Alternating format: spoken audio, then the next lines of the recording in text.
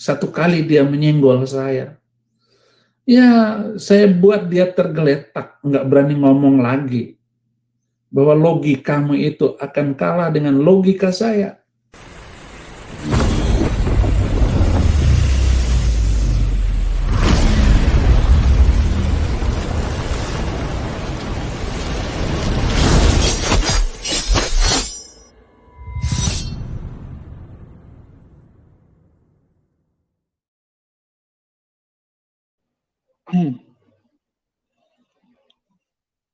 Assalamualaikum warahmatullahi wabarakatuh. Berjumpa lagi dengan saya, Dr. Akal ya, di channel kesayangan kita, Hidayah Mualaf Channel.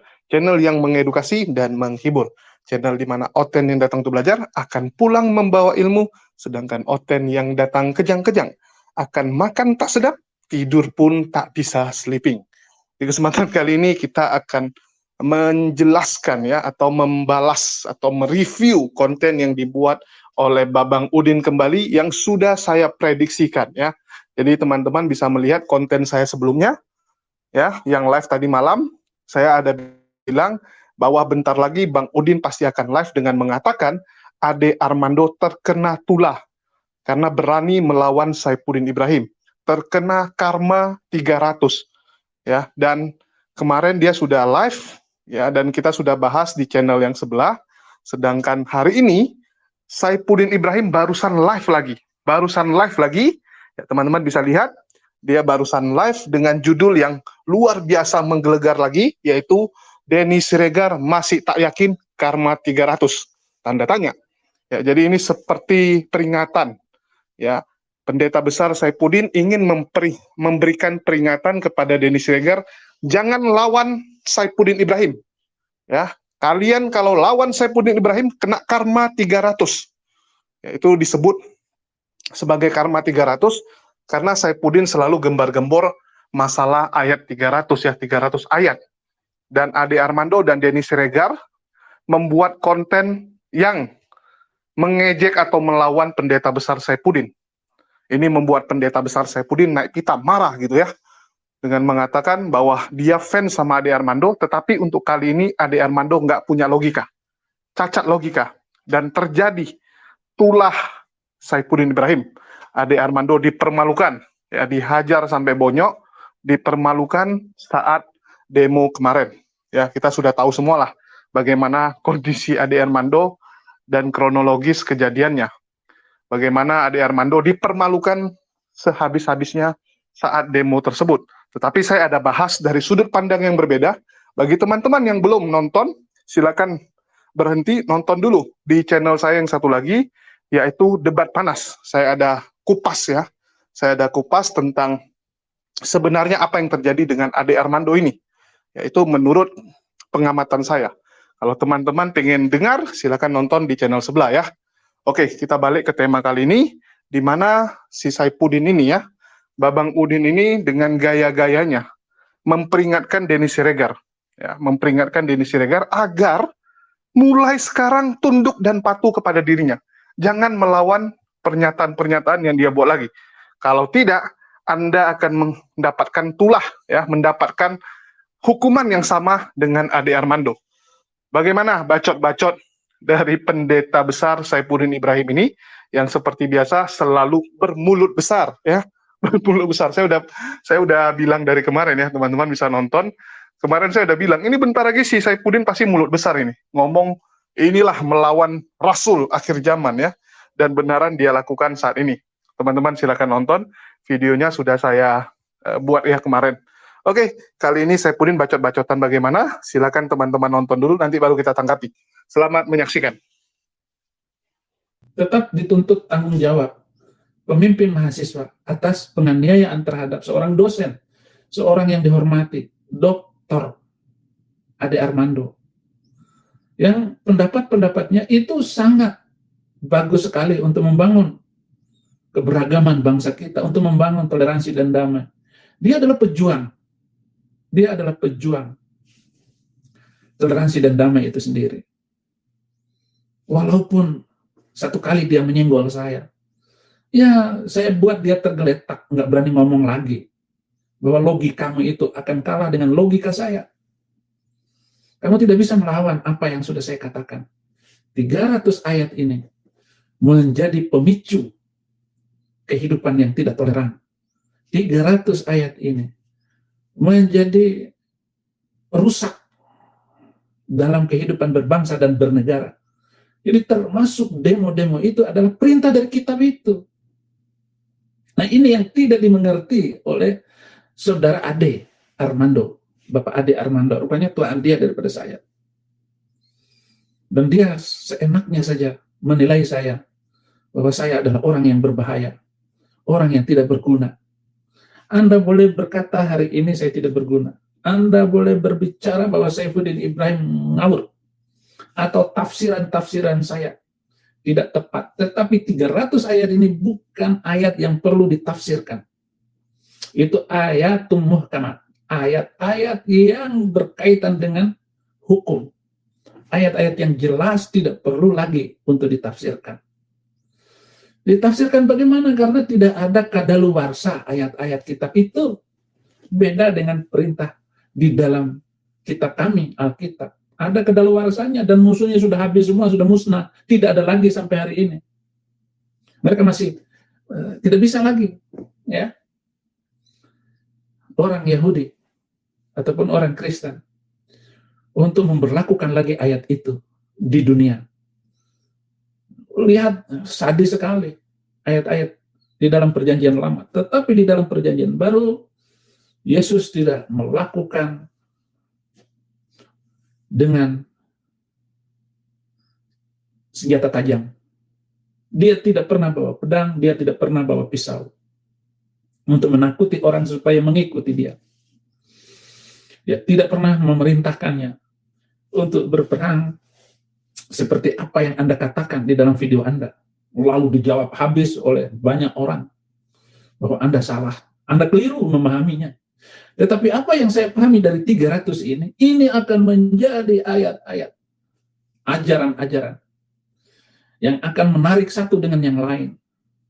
Dan akan dikatakan barang siapa yang tidak taat dengan kitab ini, kopar kafir, kopar kafir. Inilah bahaya dari 300 itu. Nah, sekarang Bang Denny Sirgar apa masih tidak percaya dengan karma 300 itu? Mari kita bikin perhitungan mulai hari ini. Bahwa apapun kekacauan bangsa kita ke depan adalah tulah dari ujaran ayat-ayat yang mengerikan itu. Semua manusia yang kita kenal adalah muncul dari ambang bawah sadar imannya. Dan semua manusia terkadang adanya dia adalah dari minum air dari sumur kitab sucinya. Jadi kalau manusia seperti itu, dan banyak yang sudah masuk di dalam penjara, mereka itu, mereka melakukan peledakan di mana-mana, di gereja, di Bali. Itu karena dia membaca, meminum air pengalaman dari sumur kitab sucinya. Tidak bisa dihindari itu. Dan itu adalah bahaya laten dari kitab yang dibaca. Itu sangat tersembunyi dan tidak bisa dihapuskan sampai kita buka otaknya, kita belah kepalanya untuk diambil dan dicuci otaknya itu sehingga dia sadar apa yang telah dia lakukan. Jadi kalau mereka mahasiswa melakukan begitu, itu karena pengajaran dari gurunya, dari ustadznya, dari kiainya. Nggak salah. Jadi kalau mau ngomong, mereka tidak bersalah.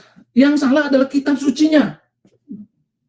Kenapa orang Kristen begitu, kalau saya katakan pengecut, untuk melawan ajaran mereka itu, ajaran kitab kalian itu. Kenapa? Ya karena kitab suci kami itu mengajarkan kasih, nggak boleh ini, nggak boleh melawan pemerintah. Kalau ditempeleng, kasih kiri kanan. Kalau ada yang minta baju, kasih jubah. Itu ajaran kitab suci kami. Berbeda dengan 300 itu. Beda jauh langit dan bumi, saudara. Itu sebabnya saya berani bertaruh Bang Denny Siregar, Bung Denny Siregar. Ya, Bang Denny Siregar boleh membuktikan. Kita akan hitung sekarang ini berapa kekacauan yang akan terjadi atas bangsa kita sebelum Menteri Agama menghapus atau bagaimana caranya supaya 300 itu tidak diingat dan dibaca oleh anak cucu kita. Dan 300 itu sudah saya buka satu pelan-pelan. Tadi saya sudah buka. Kenapa Ade Armando itu disiksa? Karena ada kriteria 3 bentuk manusia. Sesungguhnya orang-orang kafir itu sama saja bagi mereka. Kasih tahu atau tidak, sama saja. Kemudian orang-orang yang beriman, kemudian orang munafik. Munafik ini adanya di tengah. Di tengah ini. Siapakah munafik? Islam enggak, kafir enggak. Dia adanya di tengah. Siapa? Ade Armando, Denny Siregar, itu munafik. Menurut pemahaman mereka. Harus dihabisin tuh Denny Siregar. Kenapa? Suka bela orang Kristen. Kenapa? Pandangan-pandangannya seperti itu. Islam kagak. KTP Islam. Artinya pandangan Anda itu adalah pandangan munafik. Dan orang-orang yang sama dengan Anda itu adalah orang munafik. Inilah yang dipahami oleh kadrun. Nah, itu ayat-ayat tafsiran. Tetapi ayat-ayat yang saya tunjukkan ini tidak bisa dibilang tafsir. Karena apa? Karena suruh motong leher orang. Karena dia kafir. Karena dia tidak Islam. Karena dia Yahudi dan Kristen. Karena dia diberi Alkitab. Karena tidak sama Tuhannya. Ini sangat berbahaya, Bang Denny. Gitu. Nah, Anda harus mereview ini. Apa yang saya katakan ini. Karena saya usulkan ini kepada Menteri Agama, bukan saudara yang komentar. Ya. Saya jamin bahwa tidak akan muncul telolis dari sekolah Kristen. Tapi pasti akan muncul kaum yang pengacau itu dari pesantren. Pasti, dipastikan. Walaupun tidak semua pesantren seperti yang saya katakan. Tetapi di sana, di Solo, itu ada pesantren Nguruki. Di Sukoharjo, perbatasan kota Solo. Saya itu, kadang-kadang tertentu, saya datang ke sana. Ketika Abu Bakar Ba'asyir, dia jadi ustadz di situ. Itu semangat-semangat, senang-senang saja saya untuk mengikutinya dulu. Sebelum saya kuliah di Universitas Muhammadiyah Solo. Dan semua orang Muhammadiyah tidak beradab pada posisi itu. Tapi saya untuk menambah pemahaman saya, pengertian saya tentang Al-Quran, ya berpengaruh juga kepada saya. Itu ajaran Abu Bakar Ba'asyir itu. Dia adalah orang yang teguh. Bahkan paman saya di Bima pun sama. Dia itu tokoh yang luar biasa dalam hal mengikuti ajaran ini. Sehingga pesantren-pesantren itu bisa dikatakan banyak menghasilkan pabrik bagi kaum pengganas, orang-orang yang suka garang, yang tidak mau melihat orang lain tidak sholat, tidak puasa. Nah, ini yang mau saya katakan kepada kita semua. Kita harus berhati-hati dengan mereka. Apalagi kalau kita sudah lihat jidatnya hitam, jenggotnya, sorbanan, celana cingkrang, kelakuannya seperti itu, dan seterusnya, dan seterusnya. Itu sangat mengkhawatirkan, menakutkan.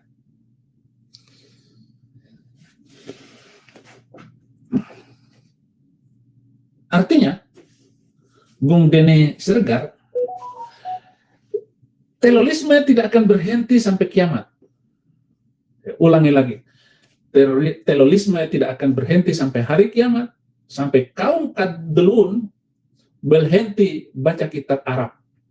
Artinya, sehebat apapun sebuah pemerintahan akan hancur karena rakyatnya menjunjung tinggi kitab Bang Mamat. Karena kitab itu sangat menakutkan. Ya. Atau saya mau ngomong lagi istilah baru. Islam adalah agama yang dililit dengan ikatan kabel timer seluruhnya dengan bahan peledak. Kapan saja akan menggelegar pada setiap pojok jalan. Karena semua mereka bangga menjadi mujahid. Dan mereka semua telah dinanti oleh 72 bidadari bermata jeli. Hurul Ain. Matanya jeli. Cakap dan cantik. Dan kecantikan bidadari itu belum pernah bisa dilihat di muka bumi. Belum pernah lahir di muka bumi ini. Siapakah yang paling cantik di bumi ini? Bangsa manakah yang cantik? Eropa kah? Chinese kah? Belanda kah? Tidak ada yang mengalahkan 72 bidadari itu. Jadi mereka semangat sekali untuk meledakkan badannya dengan berharap akan bidadari itu. Dan ini kita tidak bisa menahan mereka, tidak bisa melarang mereka. Karena sudah bagian dari alam bawah sadarnya. Ambang bawah sadarnya itulah yang memerintahkan semuanya. Dan kalian semua adalah manusia kafir, gila, zindik, munafik. Tidak bisa dilawan, Bung Denny, mereka itu. Apalagi dengan kata-kata. Ataupun penjelasan-penjelasan Bang Ade Armando, penjelasan-penjelasan dari Denny Sirgar, itu nggak mempan karena Denny Sirgar hanya berbicara masalah fenomena-fenomena yang terjadi lalu dibahas oleh Bung Denny. Tetapi masalah yang mendasar semuanya itu ada di 300 tadi. 300 cc itulah yang paling berbahaya. Atau saya tambah lagi, Bung Denny. Saya bukan melawan logika Ade Armando, enggak. Berdasarkan susunan pemahaman yang sudah jadi ini, yang sudah terjadi ini. Ya. Karena terorisme itu sudah berjalan dan sudah sampai mendekati bangsa kita. Indonesia, Malaysia. Sudah sampai di Afghanistan.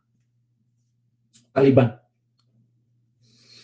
Itu judul besar masa sekarang ini. Sudah sampai di situ. Yang belum ngaco adalah Indonesia dan Malaysia. Filipina sudah, tapi nggak seberapa. Yang paling bahaya itu adalah di Afghanistan. Sebentar lagi akan menjalar ke Pakistan. Karena Pakistan itu sudah memakai pasal 156A itu, yaitu penistaan agama. Banyak orang Kristen dipenggal, putus lehernya. Gara-gara dari Islam masuk Kristen, itu orang Pakistan. Nah, Afghanistan itu sudah sampai pada titik yang mengkhawatirkan. Lama akan berperang dengan Pakistan. Karena mereka tidak sesuai dengan ajaran mereka sendiri. Yaitu ajaran para pejuang mujahidin Pakistan. Ya, disebut mujahidin padahal teroris.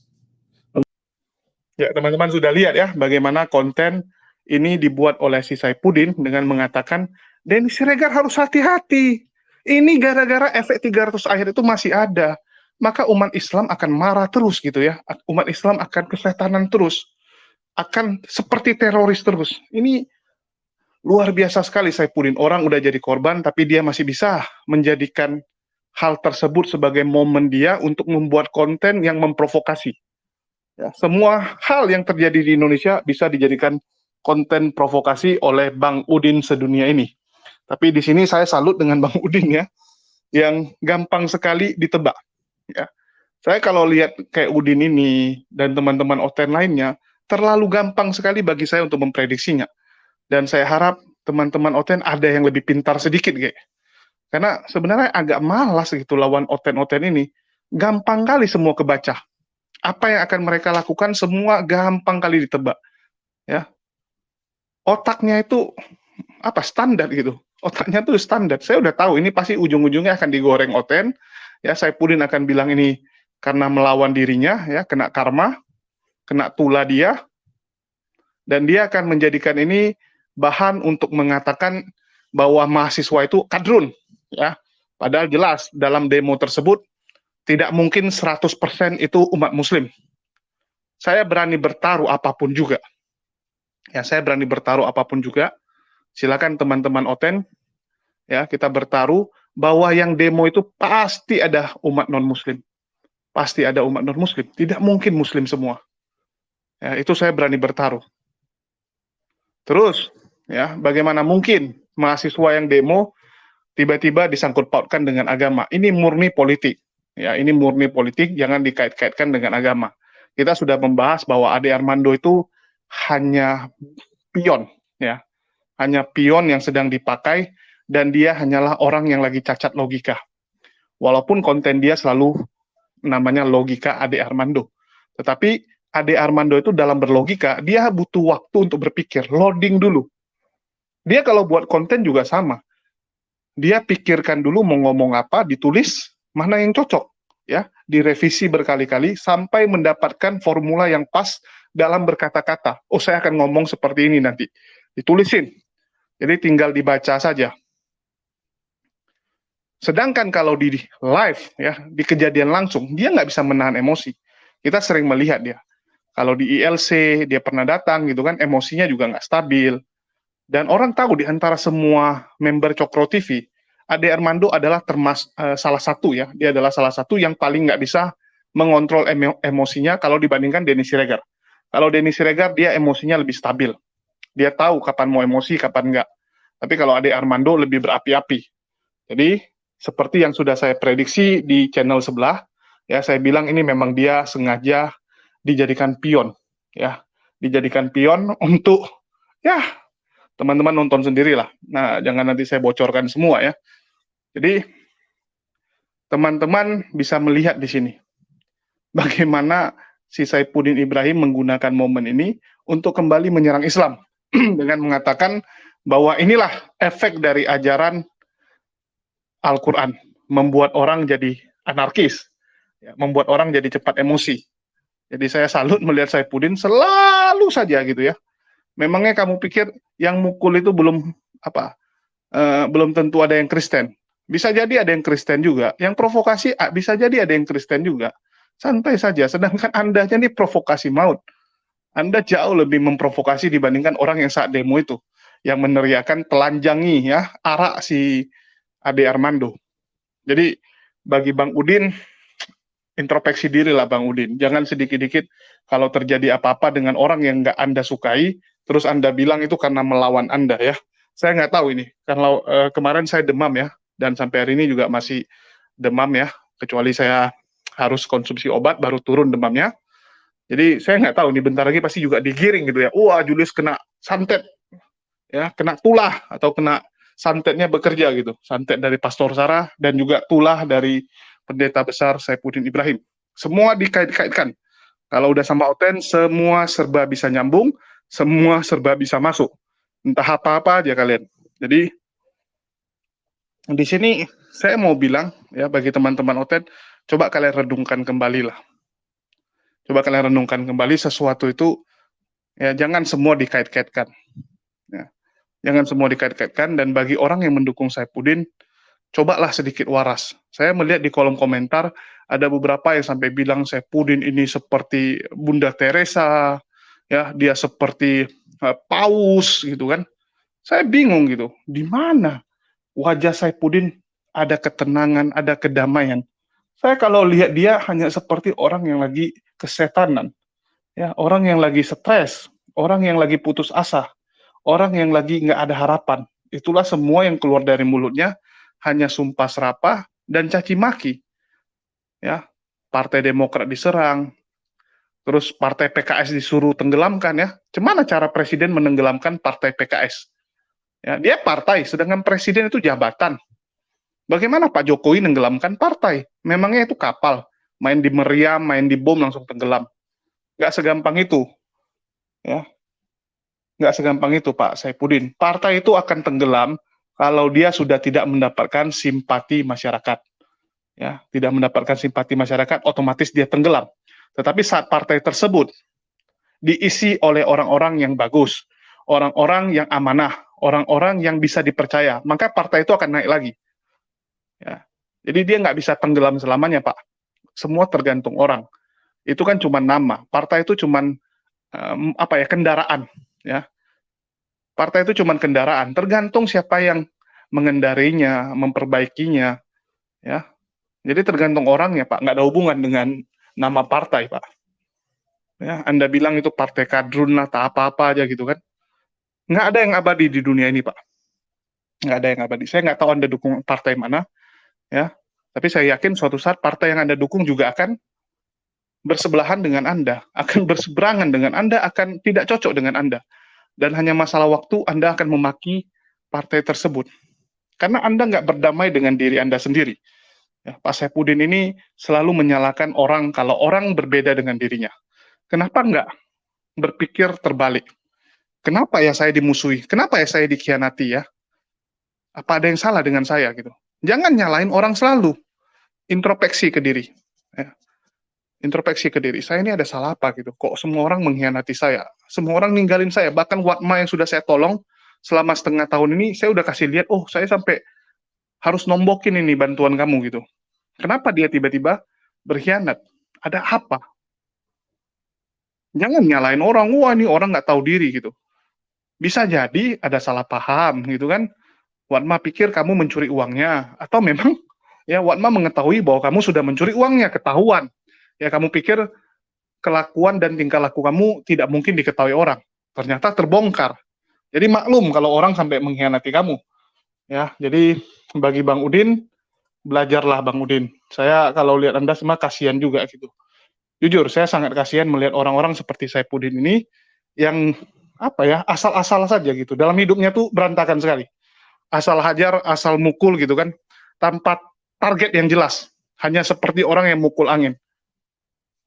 Ya, nggak akan ini Pak, nggak akan berhasil apa yang Anda lakukan kalau gini terus. Ya, hanya masalah waktu Anda capek sendiri pasti gini. Jadi introspeksi diri, menyerah sajalah Pak. Kalau menurut saya paling bagus, ya sadar kalau Anda salah, mengaku salah, minta maaf, bertobat, jalani hukum Pak. Mana tahu, ya Allah akan memaafkan Anda, akan menerima tobat nasuha Anda. Jalani aja, ikhlas Pak. Yang penting ikhlas dalam menghadapinya. Ya. Jadi jangan menyalahkan orang dan sampai mengancam Denny Siregar ya, menakut-nakuti Denny Siregar gitu.